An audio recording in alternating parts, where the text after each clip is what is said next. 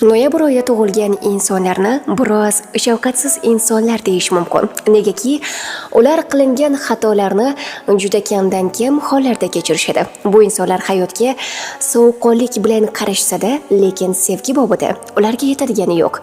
Ular ajoyib romantik insonlardir. Bu insonlar yaxshigina oila boshqaruvchilari hamdir. Umuman aytganda, noyabr oyida tug'ilgan insonlar tez harakat qiluvchi, o'ziga ishonuvchi, tez fikrlovchi va har qanday ishni oxiriga yetkazuvchi insonlardir. Ular pastkashlarni va maydagap insonlarni yomon ko'radi. Past ketish ular uchun o'lim bilan barobardir. Shuning uchun bu insonlarni xorlashga urinmang. Noyabr oyida tug'ilganlar uyda o'tirishni juda yomon ko'radi. Ko'chada sayr qilish ularning jon dillaridir. Bu insonlar hech qachon o'z sevgan yoriga xiyonat qilishmaydi va sevgilisini ham xiyonat qilishini xohlashmaydi. Shunday ekan, bu insonlarning bu odati anchagina maqtovga loyiqdir.